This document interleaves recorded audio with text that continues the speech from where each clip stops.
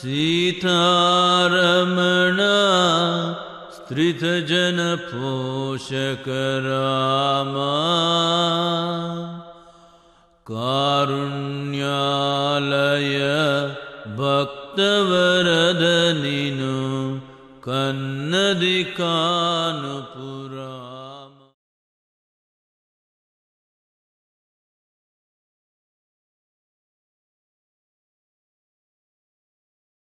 To give you some sense of what we are,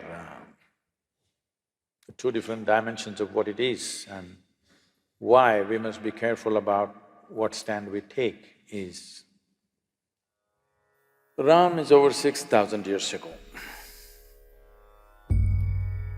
What he did not do, lot of dissection happens in South India about him. North India doesn't dissect him, they just worship him. Southern India dissects him a little bit.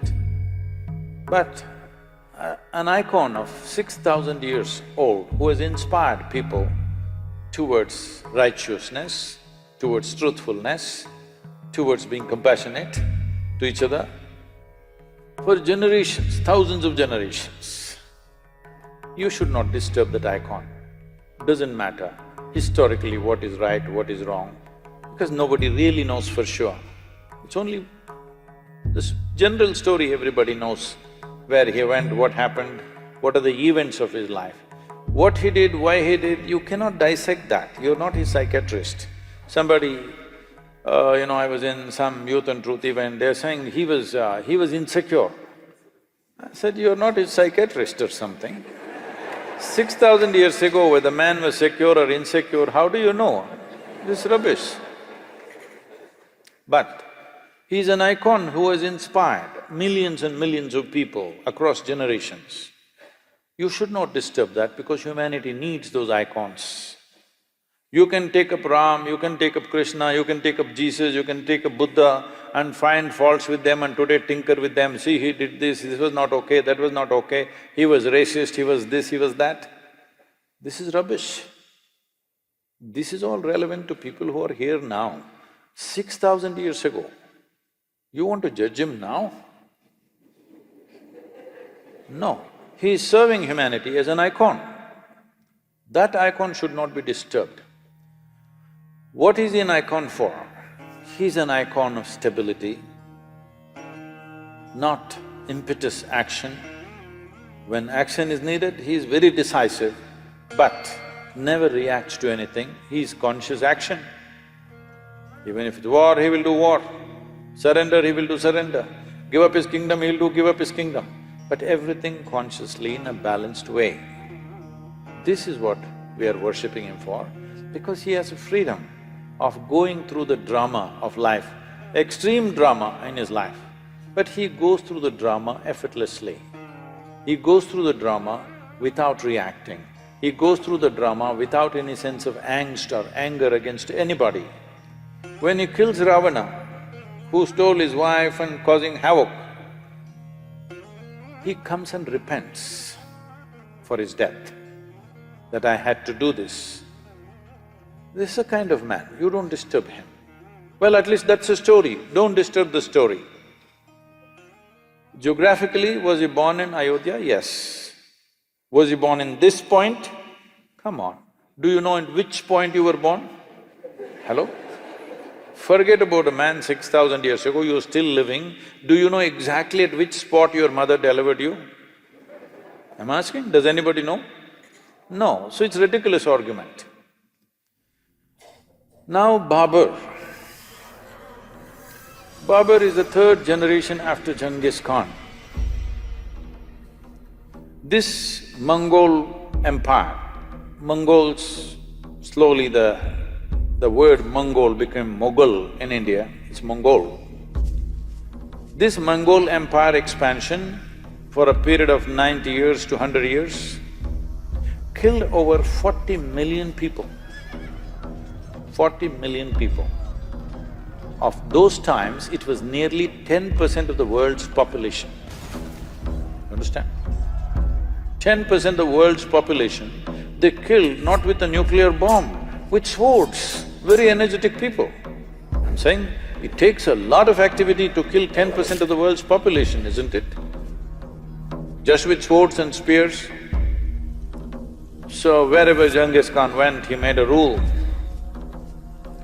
All the males, wherever he conquered, all the males who were above the height of a cartwheel, those days the height of a cartwheel, which went with the armies, was always about 38 to 39 inches, about that much.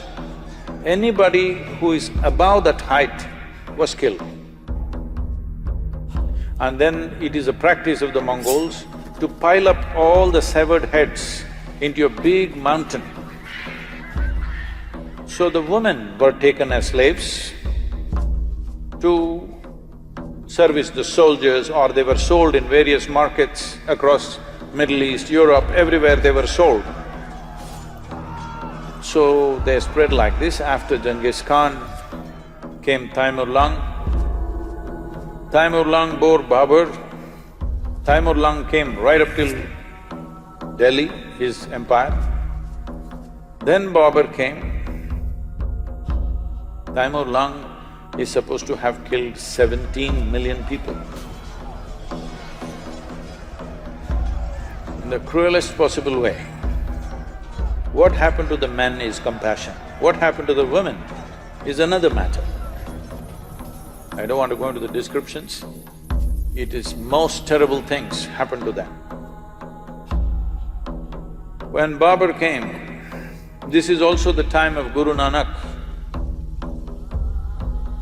Guru Nanak, a very totally peaceful, non-reactive kind of human being, a realized being, said, "A messenger of death has come." And in Guru Nanak's own words, it is said, I'm paraphrasing, he said, he killed thousands of men wherever he went. In any town he went, kill all the men, burn the town down, capture the women and children.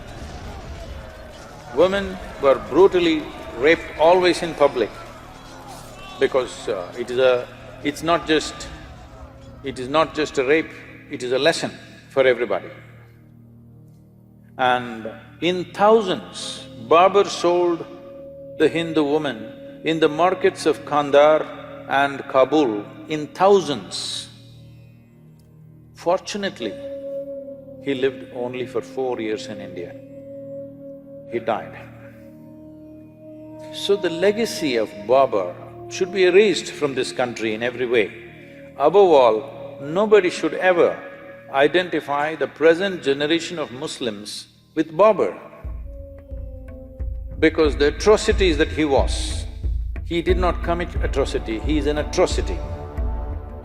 Genghis Khan was not killing for religion, it's just power and conquest. Taimur-Lung also largely conquest, slightly a religious tinge came, but Babur used the religious connotation very strongly, and it gave him more power to kill because he thought he was doing jihad. Many times he ransacked Muslim towns also, Muslim populations also he killed. So he used religion very conveniently, according to his convenience. So him building mosques, he's not out of piety, not out of devotion, not for prayer. It is also an establishment of power. Whether it's a Hindu temple or a Jain temple, everything he broke. One prominent Jain temple he destroyed because in the cave what they had carved,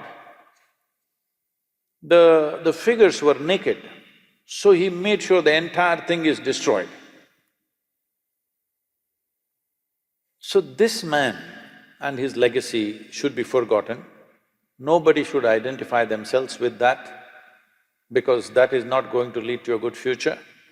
And nobody should do the crime of identifying present-day Muslims with this man, because he is not a devout Muslim by any standards.